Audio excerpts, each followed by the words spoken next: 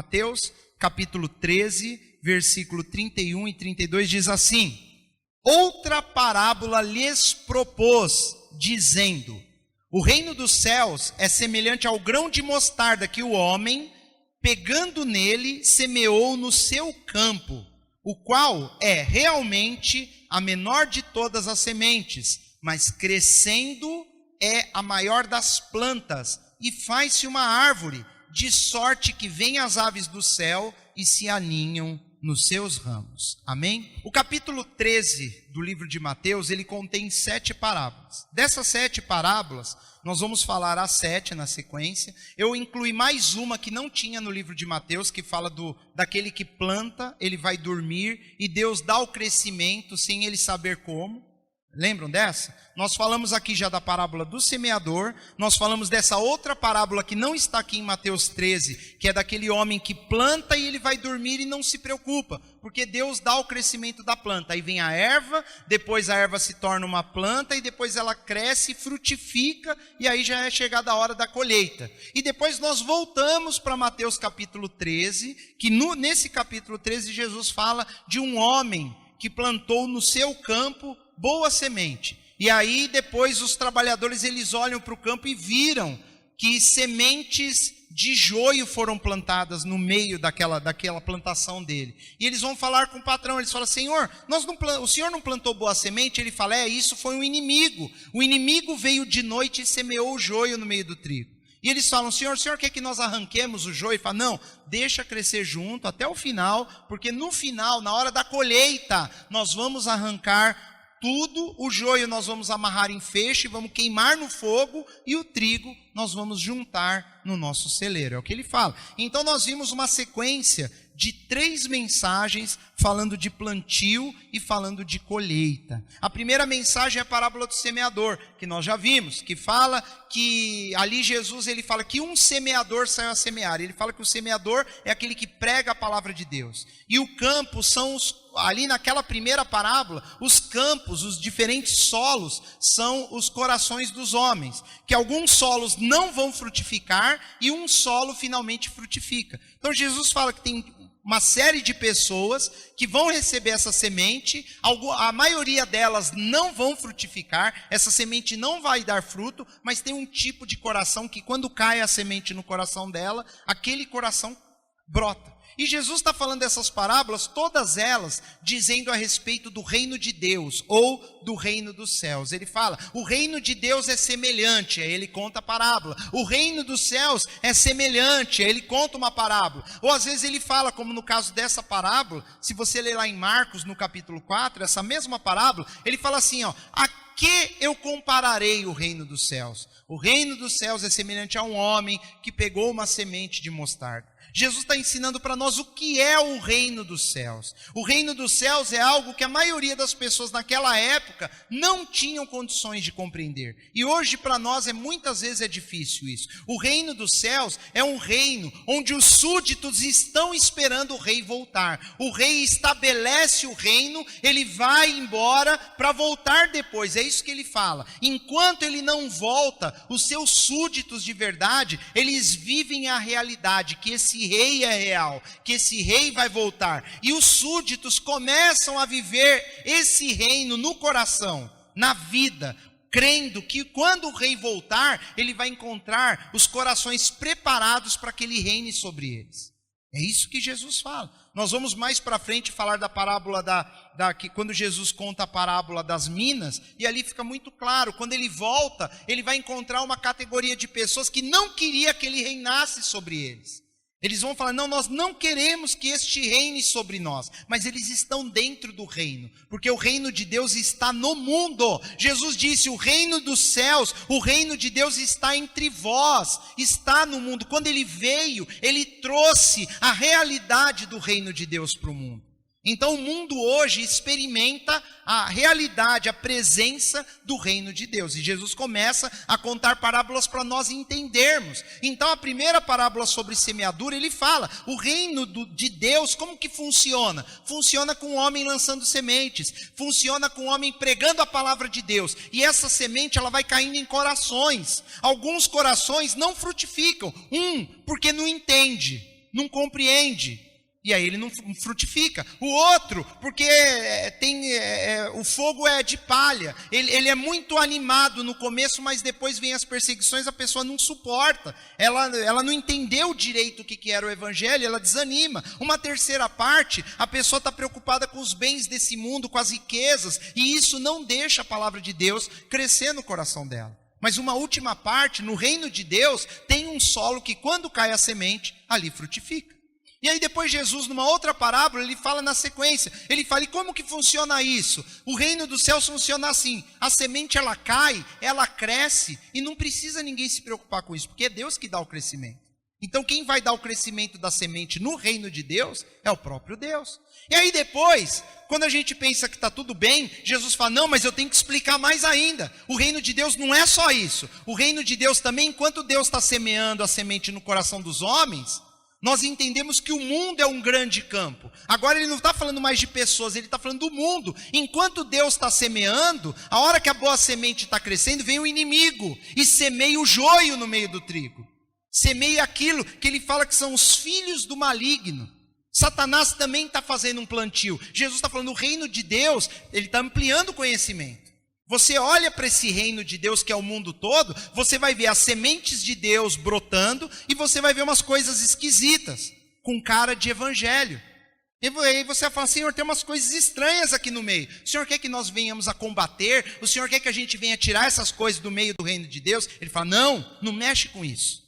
Deixa crescer junto, porque no final, na hora da colheita, a hora que Jesus voltar, ele vai enviar os anjos dele, e aí nós saberemos quem é o joio e quem é o trigo de verdade. Por quê? Porque eu corro risco de, se eu querer fazer algo agora, eu posso tirar trigo junto com joio, ou tirar até trigo pensando que é joio. Então Deus fala, deixa que na sabedoria do Senhor, no final, mas eu tenho que entender, o reino de Deus também tem coisa que não presta, queridos? Tem, porque senão Jesus não ia contar essa parábola. Se ele parasse só nas duas primeiras, dá a impressão que o reino de Deus é só as pessoas que estão andando com Cristo. E ele fala, não, no campo, onde está sendo semeado a boa semente, também está sendo semeada a má semente.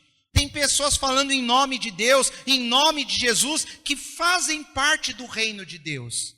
Não que elas vão ser salvas, não é isso. Fazer parte do reino de Deus significa estar vivo nessa dispensação, na época da graça, na época da igreja. A pessoa está viva, ela vive no reino, porque o reino já foi implantado por Deus.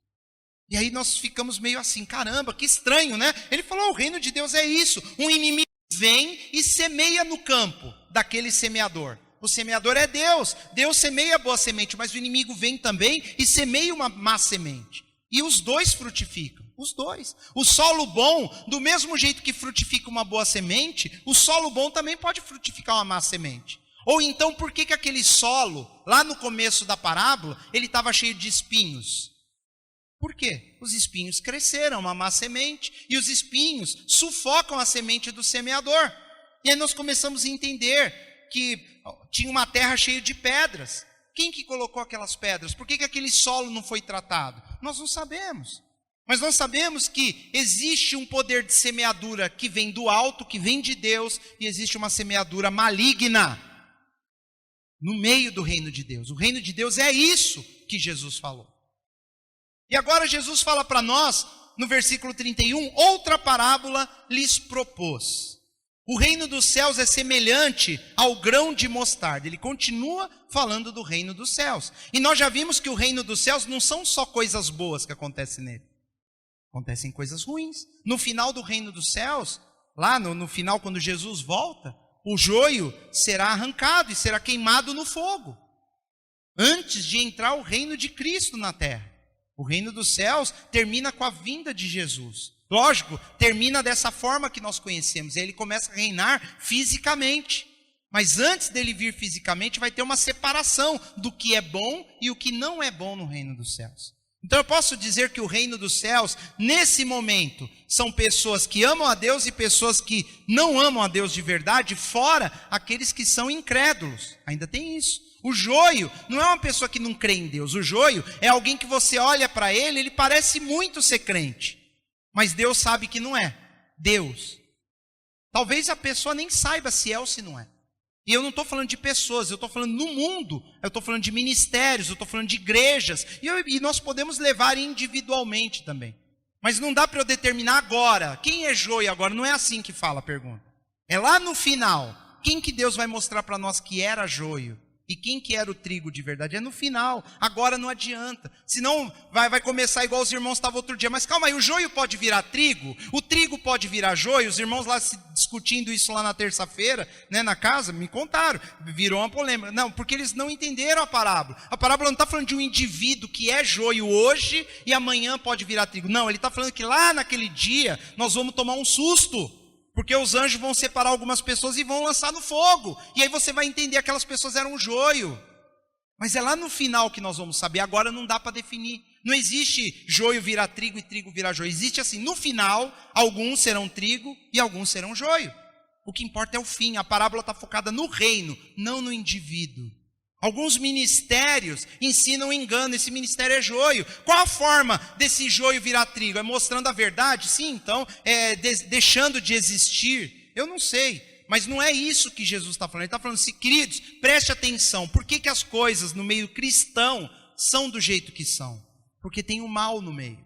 O mal, e o mal foi plantado pelo maligno, não foi Jesus. Lembra de Judas? Eu falei na semana passada, Judas, ele estava no meio dos discípulos.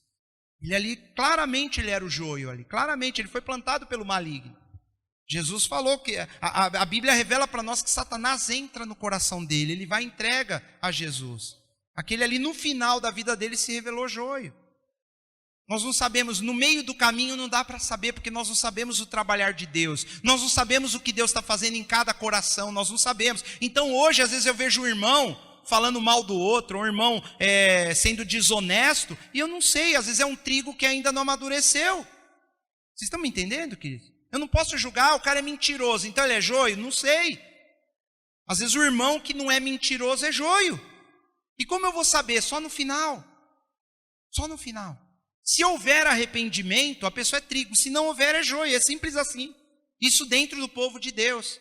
Não tem esse agora, mas eu quero saber agora. Quem que é o joio agora? O joio pode virar trigo? Não é assim. Não é isso que Jesus falou.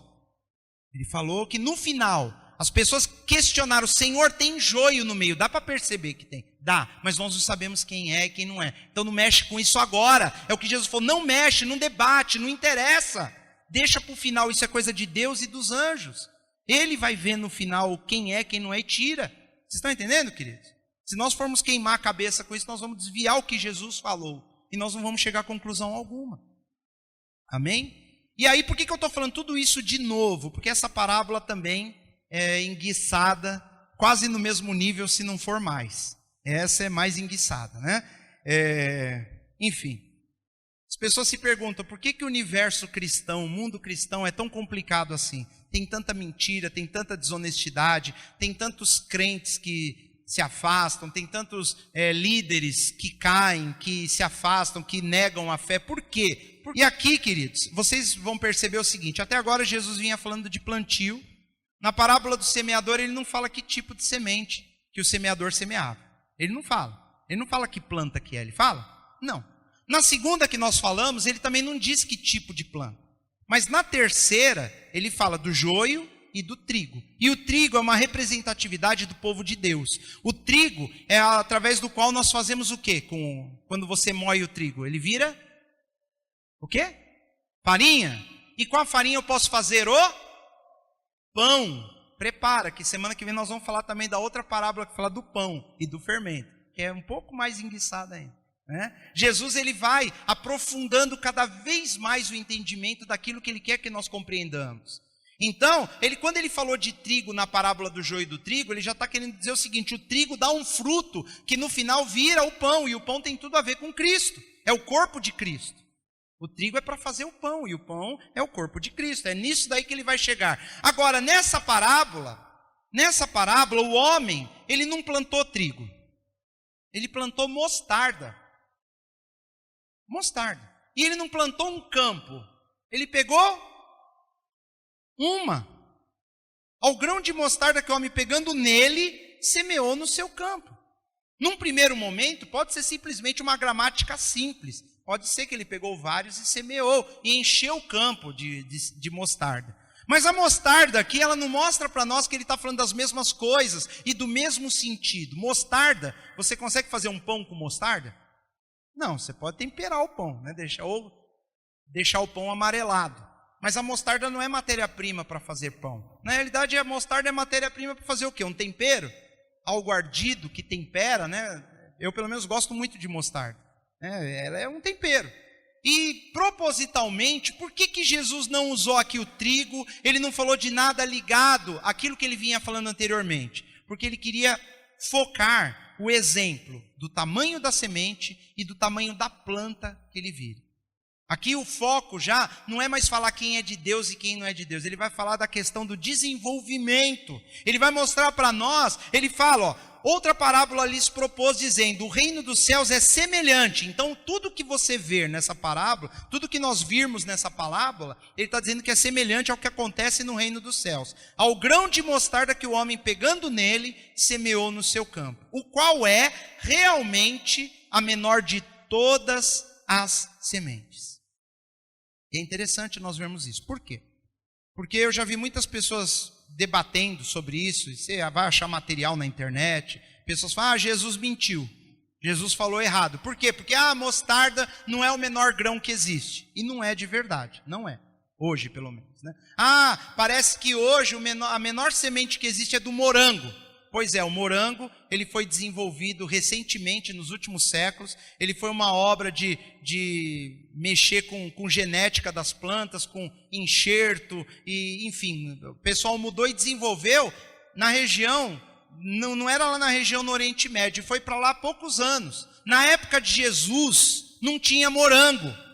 Então você vê alguém falando, a menor semente que tem é o morango. Hoje, na época não era. Mas tinha também, se não me engano, da árvore cipreste. O cipreste, naquela época, tinha uma semente menor do que a da mostarda. Sim, mas Jesus não quer falar de cipreste, ele quer falar de alguma coisa que vire uma planta. E na realidade ele fala de hortaliça. Se você ler lá em Marcos e Lucas, ele vai se referir a uma hortaliça que fica grande além do normal. Ele não quer falar de árvores comuns. Ele quer falar de algo que tem uma semente que depois dê um fruto, porque a mostarda dá fruto também. Além da folha dela ser usada também como verdura. Vocês sabiam disso, né? Folha de mostarda dá para você fazer salada. Ou não? Dá para fazer.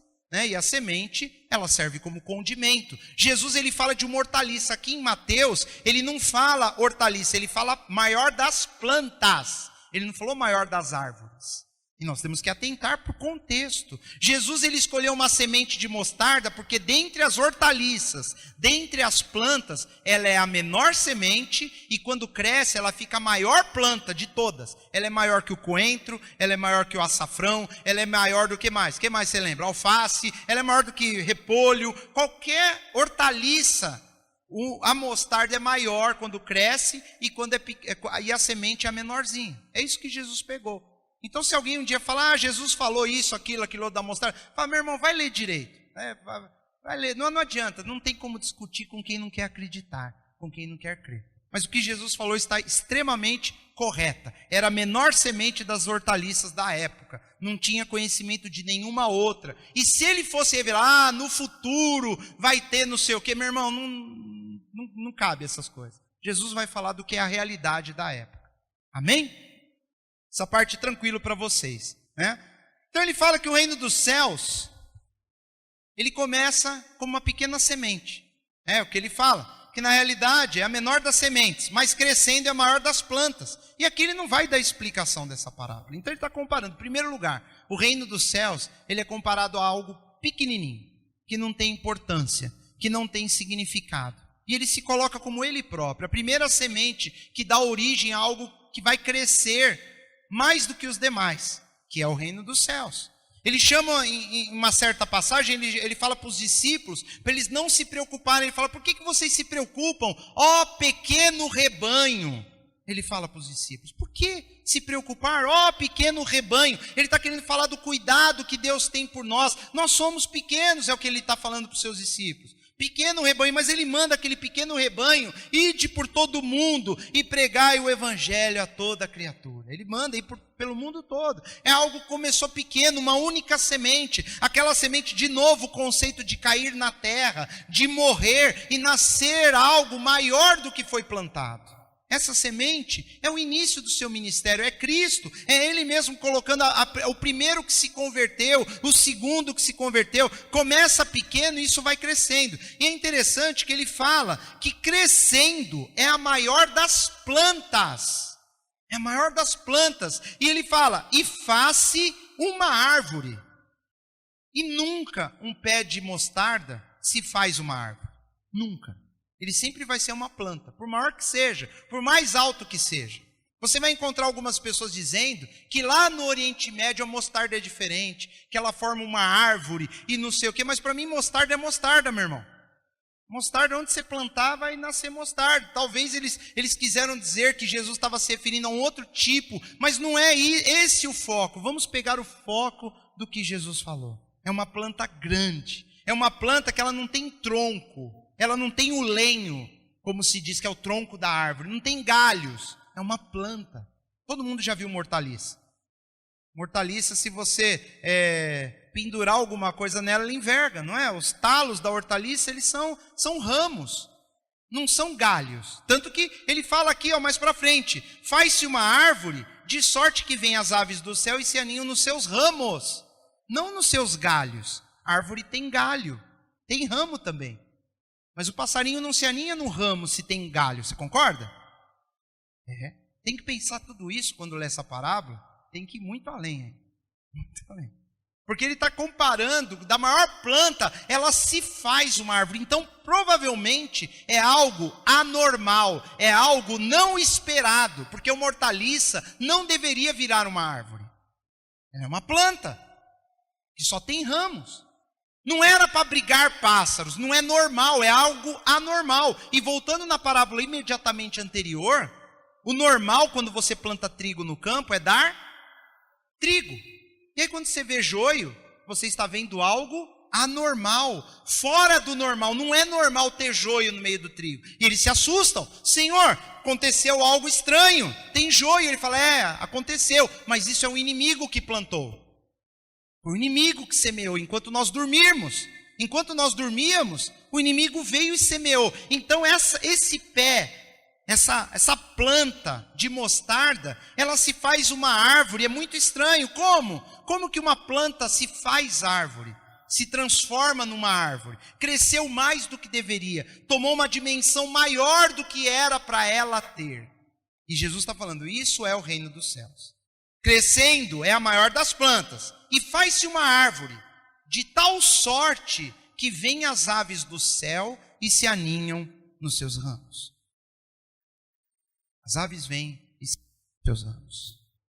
E aí eu pergunto para você, qual que é a simbologia das aves na Bíblia inteira? Não vou nem falar da parábola do semeador, porque na parábola do semeador, Jesus disse que as aves que vêm e comem a semente, elas são demônios. Tem muita gente que fala, não, essa parábola é uma parábola que fala que o reino de Deus cresce tanto, que até os passarinhos vêm morar, e ali abriga, e todo mundo vive feliz, a sua sombra. Calma aí, mas está falando de aves do céu. E agora há pouco, no mesmo capítulo, no mesmo contexto, Jesus acabou de dizer que as aves do céu, a hora que o cara está semeando, elas comem a semente, isso é Satanás roubando a semente. Então ele está falando também dentro do contexto do joio e do trigo, ele está falando que os demônios vêm morar em seus ramos. Que ela cresce de um jeito desordenado, mais do que se esperava, que você vai encontrar aves do céu pousadas nela. Que não é normal. Numa ramagem de mostarda, é pé de mostarda. A ave, ela vai fazer ninho em um lugar mais seguro, numa árvore que tem troncos e galhos. E eu já vi muitas pessoas falando, não, o reino cresce, as aves vêm felizes e tal. O contexto do que Jesus está contando, ele apresenta para nós as aves como seres malignos. E aí volta a dizer, Senhor, no campo, o Senhor não plantou trigo, por que tem joio? Porque o inimigo plantou. Talvez essa parábola alguém poderia falar, mas Senhor, o pé não é o seu reino? Por que tem árvores aninhadas? Porque as aves elas são folgadas, elas vêm e entram onde elas querem. Então ele está mostrando para nós que o reino dos céus é semelhante a isso. Mas espera aí, eu não consigo entender que eu sempre ouvi, ou eu sempre olhei para essa parábola vendo que o reino cresceu tanto que os passarinhos encontram morada, encontram abrigo. Bem, nas parábolas você é passarinho? Alguma vez Deus compara a gente com passarinho? Não. Então não pode mudar agora. O passarinho agora era demônio. Agora sou eu o passarinho que vou morar nos ramos? Não tem lógica. E ainda que fosse, não tem muito sentido, porque até então nós éramos o solo bom e depois nós somos a semente boa. E agora eu sou o passarinho que comia sementes? É estranho. Temos algumas passagens bíblicas que nos apresentam as aves do céu ligados a cadáveres, a morte e até julgamento. Por exemplo, lá em Gênesis, lá no capítulo 15, Abraão, ele tem uma hora que ele tem um encontro com Deus e Deus faz uma aliança com ele. E Deus manda ele pegar animais e oferecerem holocausto para ele. E a Bíblia diz que as aves do céu vinham e atacavam aqueles cadáveres. E Abraão tinha que ficar enxotando as aves. As aves eram um problema ali na hora do sacrifício. Isso está à toa na Bíblia? Não sei. Eu sei que nada está à toa.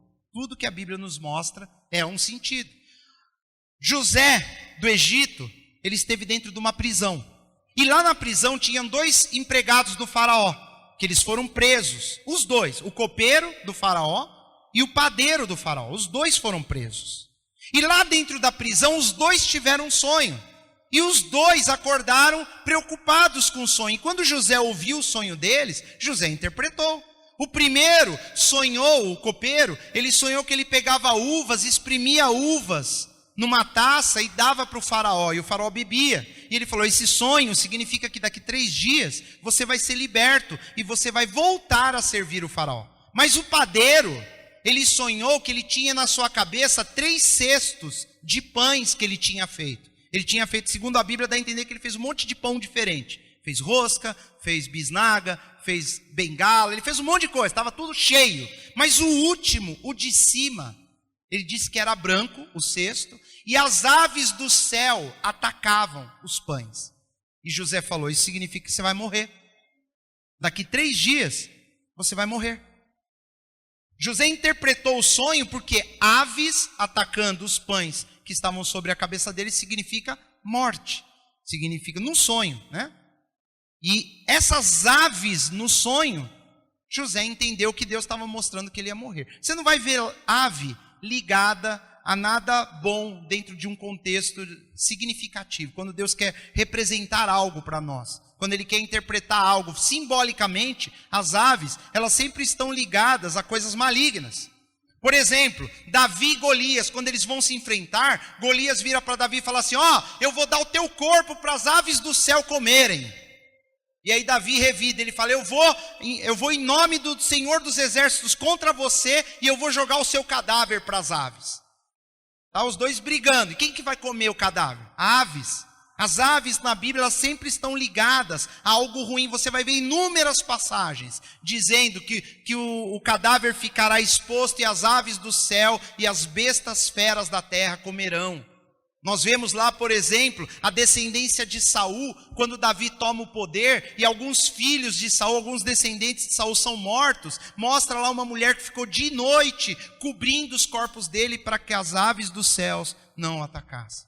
Nós vamos ver essa figura maligna associada às aves. Nós vamos ver, por exemplo, lá em Apocalipse 19, que fala que depois no final, na grande batalha do Armagedon, terão corpos estirados no mundo inteiro, uma multidão de gente mortas. E lá na revelação de Apocalipse, Deus chama as aves do céu, Ele fala, venham para o banquete do Senhor. As aves que vão comer os corpos, os cadáveres. A Bíblia fala dessas coisas, queridos. Eu sei que não é um cenário muito agradável. Lá em Apocalipse 18, quando o anjo passa pelo céu, e ele fala, caiu a grande Babilônia e se tornou morada de demônios, de espíritos malignos e toda sorte de aves imundas. Babilônia, ela representa a igreja apóstata, a igreja que se desviou do Senhor, o cristianismo que se afastou da verdade, que cresceu e se tornou uma árvore. e no final as aves vêm dormir nos seus ramos. Essas figuras estão todas espalhadas na Bíblia. E Jesus fala que o reino dos céus é semelhante a um grão de mostarda, que era pequenininho, cresceu mais do que o normal. E esse crescimento mais do que o normal foi o suficiente para abrigar demônios, abrigar coisas que não prestam, coisas que não deveriam estar lá, como o campo que tem o joio no meio do trigo. Jesus continua no mesmo raciocínio. Ah, mas eu não consigo ver as coisas dessa forma. Mas são dessa forma. Ainda que a parábola não seja isso. Se você olhar no mundo cristão, se você olhar no meio do que está sendo feito em nome de Jesus, você vai ver muita coisa errada. Você vai ver muita coisa maligna no meio. E a própria Babilônia em si é uma revelação de que o reino de Deus é maior do que é, na realidade, o povo de Deus verdadeiro. É muito maior. Quantas pessoas hoje vivem no engano? E o engano com o nome de evangelho. Quantas pessoas creem na mentira, em heresias, e tudo isso Jesus fala, isso é o reino de Deus. Só que no final, ele vai separar aquilo que é de verdade e aquilo que não é. Então Jesus está falando, olha para essas coisas, olha para essas coisas. A maior das plantas fez-se uma árvore, de sorte que até as aves do céu vêm morar, vêm habitar, vêm se aninhar nos seus ramos. Não era para ser assim. Não era para ter ave do céu se aninhando no reino de Deus. Não era para ter joio no campo de trigo. Mas tem o joio, tem as aves. Isso acaba reproduzindo os reinos do mundo. Nós vamos ver que na Bíblia, também no Antigo Testamento, tem 3 passagens bíblicas que Deus fala sobre um crescimento de uma árvore. Mas aí ele fala árvore, ele não está falando hortaliça. Por exemplo, o reino da Assíria. Quando Deus se refere a ela, fala que o reino da Assíria cresceu como uma árvore grande. E ali as aves, as nações, vieram morar nos seus ramos como aves. Ele fala isso também do faraó do Egito. Ele compara o faraó a uma grande árvore que as aves vêm fazer morada. Ele está falando das nações da terra, do acolhimento que esses reinos, tanto da Assíria quanto do Egito, e depois de Nabucodonosor. Nabucodonosor tem um sonho de uma árvore que foi cortada a ponta, e ele fala, debaixo da sombra dessa árvore, os animais se reproduziam, as aves vieram morar. O que Deus está falando para nós por toda a Bíblia, querido? Ele está falando que os reinos, eles são como árvores, e eles abrigam toda sorte de coisas boas, mas principalmente de coisas ruins. Mas ele falou de árvores. A Síria era uma árvore, o Egito era uma árvore, a Babilônia era uma árvore. Aqui Jesus está falando de uma hortaliça. Ele falou que a hortaliça cresceu de tal forma que virou uma árvore. Não era para ser assim, não era para ser parecida com uma árvore. Não era. O reino de Deus era para ficar concentrado somente, vamos voltar para a plantação, só no trigo. Mas infelizmente, isso toma uma dimensão além do que era esperado. Ele se faz igual ao reino dos homens. Hoje, o reino de Deus, tem política no meio do reino de Deus, não tem? Tem ou não tem? Se faz igual a uma árvore. Hoje, no meio do reino de Deus, tem inveja. Tem pessoas que querem derrubar outras por causa de cargo. Onde já se viu, meu irmão, não existe cargo dentro da igreja. Aqui nós não temos um cargo. E tem gente que se colocar um cargo aqui, daqui a pouco estão brigando pelo cargo, querendo um puxar o tapete do outro, inventando mentira e falando, por quê, queridos? Porque isso se tornou maior do que era para ser. Era para ser mais simples, era para ser uma hortaliça. E isso se tornou uma árvore. E está cheio de aves no meio disso tudo. O reino de Deus hoje, ele está brigando coisas que não era para brigar, era a simplicidade do evangelho. O trigo, ele não é a árvore, o trigo é um ramo, e que dá o fruto no ramo, ele não forma uma árvore. Jesus, eu falei isso semana passada, Jesus diz, toda árvore que não foi plantada pelo meu Pai será arrancada e lançada fora. Aqui, ele não vai falar que ele vai arrancar o pé de mostarda, porque foi o homem que plantou. O homem da terra, a terra é dele. Não é uma árvore, a árvore não é ruim, o problema é, caramba, era para ser uma hortaliça, virou uma árvore, agora está cheio de pássaro, morando nele. E pássaro para plantação, vocês sabem que geralmente são pragas, é ou não é verdade? Dependendo da plantação tem que colocar um espantalho. É ou não é verdade? Você tem que, porque eles vão lá e comem o fruto, comem as sementes, eles às vezes picam as folhas. Eles são junto com pragas. Tem outras também. A gente tem uma série de insetos, nós temos uma série de fungos. Mas a ave, dependendo do tipo da plantação, você já viu goiaba? Goiaba, pássaro gosta de picar goiaba. Pica ou não pica? E depois fica aquele buraquinho, depois dá bicho. Enfim, as pessoas têm que proteger com um saquinho algumas plantas. Não é por quê? Porque senão vira alimento de verme, de mariposa, de mosca, e aves. Ah, mas eu sempre ouvi dizer, e meu querido, se você for pesquisar, você vai ver um monte de gente falando que aquele está falando que o reino dos céus é uma bênção, que cresce, cresce, cresce, e aí fica tão grande que até os passarinhos encontram abrigo. Mas aí não teria sentido Jesus falar isso, ele poderia falar outra coisa diferente. Aqui ele está querendo mostrar para nós que aquelas aves que comem a semente, agora elas encontram no reino dos céus um abrigo para elas. E elas acabam se infiltrando, elas são infiltradas. As aves não somos nós. Mas, se eu quiser também levar para essa interpretação mais simplista, não tem muito o que falar. Eu falo em 5 segundos. O reino do céu cresce a ponto de agregar um monte de gente embaixo dele. Ponto final e acabou. É verdade? É.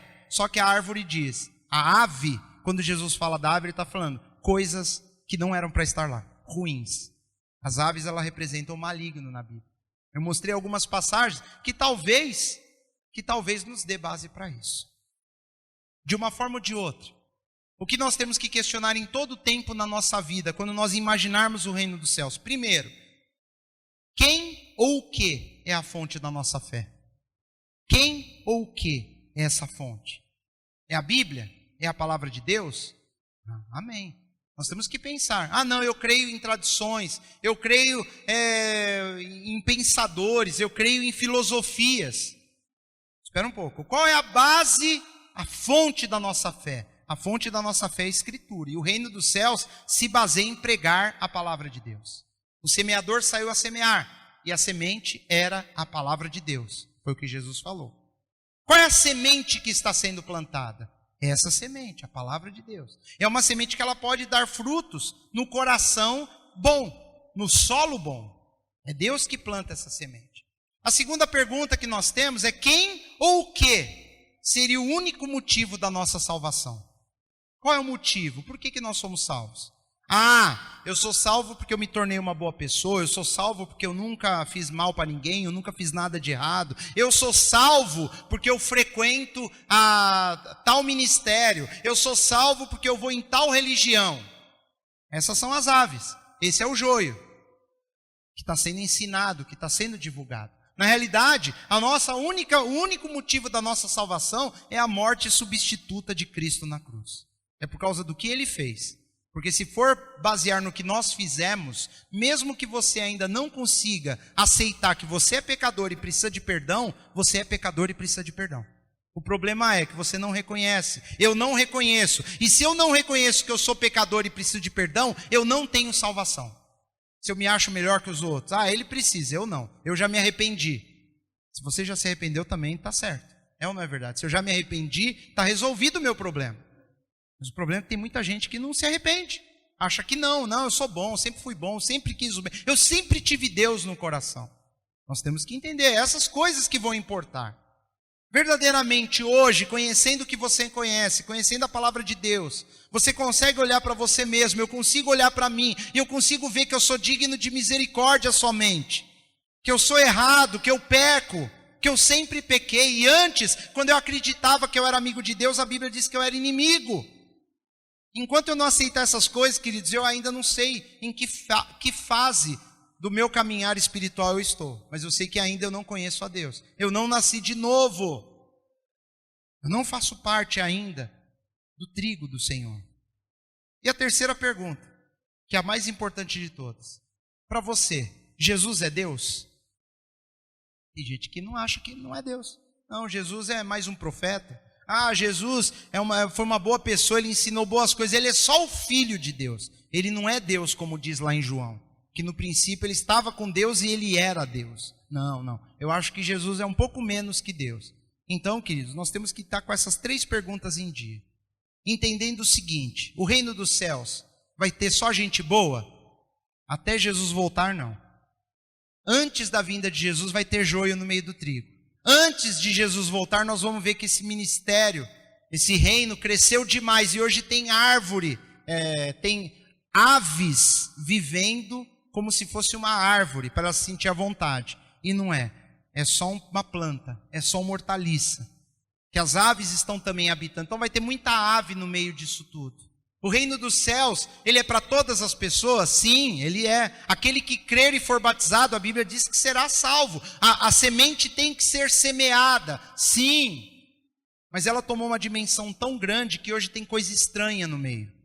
Hoje a verdade é misturada com um monte de coisa. Cada um fala uma língua diferente. E por quê? Já me perguntaram. Por quê? Todo mundo cristão, todo mundo é em nome de Jesus. Por que cada um fala um negócio? Porque a base de fé não é as Escrituras. A pessoa não leva a sério o que está escrito. E aí tem outro problema. Cada um tenta interpretar do seu jeito, sem levar em conta a hermenêutica, sem levar em conta que nenhuma parte da Escritura é de particular interpretação. Não pode, ninguém pode interpretar a Bíblia ao seu bel prazer. Tem uma forma única, comparando verdades espirituais com verdades espirituais. Por isso que você vai achar pessoas falando que o reino dos céus, o passarinho não é nada de mal, porque ele não leu o resto da Bíblia, onde a Bíblia apresenta as aves do céu representando o maligno. Eu só consigo interpretar isso olhando para a parábola imediatamente anterior que Jesus falou. Imediatamente não, no início do capítulo. Que ele falou que as aves que comem a semente são os demônios e seus anjos. Ele fala Satanás, diabo e demônios. Nas 3 versões. Se você lê Mateus, Marcos e Lucas, em cada um ele fala uma coisa. É assim que ele nos apresenta as aves. E depois ele continua falando dessas coisas. Eu não posso interpretar do jeito que eu quero, porque senão vai dar margem para cada um ter um entendimento diferente. Por isso que existem ministérios que cada um fala uma coisa diferente. Por isso que tem até coisas grotescas. Coisas que são absurdas com o pacote de cristianismo. Por quê, queridos? Porque as pessoas não estão atentas ao que diz a palavra. E ainda nós temos mais um agravante. Ainda existem traduções modernas. A Bíblia vai sendo traduzida para facilitar a leitura, e em cada tradução as pessoas acham que tem o direito de interpretar algumas palavras e colocar uma outra mais moderna com um sentido ligeiramente diferente. E isso, com o passar do tempo, gera problema e confusão. E aí, se alguém perguntar, mas por que tem tantas denominações e cada um fala um negócio? Ah, aqui você pode usar calça. Aqui não, aqui você tem que usar vestido. Aqui você não pode nem usar nada. Aqui você não pode nem deixar o rosto de fora. Por quê? De onde que vem isso? É fácil, vai para a Escritura. O que a Escritura diz? Aí o cara fala, está dito lá que o homem não pode usar roupa de mulher. Pois é, mas tem calça masculina e calça feminina. Ah, mas é minha interpretação. Roupa de mulher para mim é saia. Para você, mas para o mundo não é. Aí a Bíblia está falando de coisas que são naturais a todas as pessoas. Estão entendendo? De onde vêm as confusões? Não tem 2 verdades, é um texto só. A questão é, quem interpretou corretamente? Comparou coisas espirituais com coisas espirituais. Por isso que tem aves pousadas nessa planta. Por isso que tem joio no meio do trigo. Porque talvez a verdade não está sendo pregada como verdade. Cada um dá a sua interpretação. É muito comum. Eu já vi aqui dentro, o pessoal fala, mas quando eu leio isso eu imagino tal coisa. Meu irmão, cuidado, porque a Bíblia fala que nós não podemos imaginar nada. Eu tenho que chegar à exaustão da certeza do que as Escrituras dizem. Por isso que eu apresentei para vocês as 2 versões que acreditam nessa parábola da mostarda. Alguém que acredita que Jesus só está falando que é tão legal o reino que cresce, cresce, cresce, e os passarinhos felizes vão morar lá. Olha que bonita a figura, né? Ou então ele está falando de algo espiritual complementar ao joio e o trigo. Que cresce, vira uma árvore, algo fora do normal que não era esperado, e aí vem morar coisa ruim no meio. E aí faz sentido, porque hoje o reino do céu está misturado com coisas ruins, com coisas malignas. Pessoas dentro da igreja, como lá em Apocalipse, Jesus fala que tinha uma profetisa no meio da igreja, e ela chamava Jezabel, e eles aceitavam as pregações dela. Ela pregava e ensinava o povo, e era mentira, ela estava ensinando heresia. Jesus mandou uma carta para essa igreja, ele falou, essa mulher está no meio de vocês, é uma ave no meio ali da plantação que não deveria estar. Essa ave é um maligno, semeando mentira, semeando engano, enganando os irmãos, e afastando o povo de Deus da fé. Jesus está alertando a igreja. Não tem sentido ele ficar dando só mensagens bonitas a respeito do reino. Ele está alertando, fiquem atentos. O reino vai crescer tanto, que vai entrar coisas malignas no meio, vai ter joio, vai ter coisas que você mesmo, se ele não tivesse nos falado, nós não entenderíamos. Então saiba, meu querido, o reino dos céus é semelhante a um grão de mostarda, pequenininho, mas que depois vai tomar o mundo todo e vai ter coisa ruim no meio mesmo, faz parte. E aí as aves? As aves na hora da colheita, elas saem voando. É ou não é? A hora que chega perto para colher, as aves, elas vão sair voando. Elas não vão ser colocadas no celeiro, não. Ela viu o colhedor lá, foge. Passarinho, você pode ver, você chega perto, ele foge. Ele não fica para contar história. Só o pássaro mais valente que ataca, mas é um ou outro. A maioria dos passarinhos, dá no pé. Então no dia da colheita, esse mal, ele vai fugir por si só. E aí o dono da ceifa, ele vai separar o que é bom e o que é ruim. Amém, queridos? O reino dos céus é semelhante a um grão de mostarda, pequenininho. A mensagem central do evangelho, ela é simples e pequena. A mensagem é o seguinte: Jesus amou o mundo de tal maneira que enviou seu Filho, para que todo que nele crê não pereça, mas tenha a vida eterna. Essa é a mensagem do evangelho. Que resumindo mais, Jesus ama você. Essa é a mensagem, pequena. Jesus me ama. E por ele me amar, aí isso toca o meu coração e eu quero fazer algo novo. Eu quero ser uma nova criatura, eu quero ser diferente, eu quero ter o caráter dele, porque ele me ama. Essa é a mensagem do evangelho. É com isso que começa. Mas nós temos que entender que mais para frente, algumas coisas entrarão no meio disso. Tentarão sabotar a mensagem. Aves, joio, o maligno. E na semana que vem nós vamos ver o que acontece com uma mulher fazendo uma massa de pão e colocando fermento no meio da farinha. Nós vamos ver o que acontece. Jesus vai falar que isso também é o reino dos céus. E mais uma vez, não é algo bom. O que ele está falando aqui é ruim também. A massa fica toda levedada. E se você quiser já adiantar, vai pesquisar o que é fermento na Bíblia, o que o fermento simboliza, todas as vezes que fala de fermento, e a figura da mulher. O que simboliza a mulher quando é simbolicamente aplicada? A figura da mulher. Nós vamos falar sobre essas coisas na semana que vem. Amém, queridos? Nós temos que guardar no nosso coração. Jesus me ama. Ele é o meu Senhor. Ele é o autor da vida. Eu creio nele. A Bíblia é a base da minha fé. Jesus é Deus. Eu sou pecador e eu preciso dele.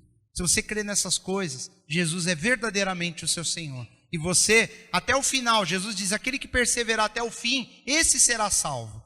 Eu só vou saber no final. Lá no final eu vou ver quem é o joio. O joio persevera até o fim, quer dizer, o joio não persevera, nem começa nada. O trigo persevera até o fim. Não fica preocupado. Será que eu sou trigo ou sou joio? Se você está preocupado de verdade com isso, é sinal que você é trigo. Foi o que eu falei semana passada. O joio não está nem aí. O joio acredita que, sem sombra de dúvida, eu sou um trigão que alegra o Senhor. Eu sou o melhor trigo que tem. O joio pensa isso. O trigo está preocupado. Será que sou eu? Será que sou eu? Lembra os discípulos? Senhor, será que sou eu que vou te trair? E Judas mesmo, que era o traidor, estava nem aí. É assim que funciona, Ah, mas dá para o joio virar trigo? Meu irmão, se ele é joio, é porque lá no final ele se mostrou como joio. Não é agora ele é joio. Se hoje ele está vacilando, pode ser que Deus ainda mude o coração. Vocês creem nisso? Pode. Ele ainda não definiu o que é o que não é. Lá no final nós vamos saber quem é e quem não é. Por isso que ele falou, não mexe com isso, deixa para Deus. Lá no final.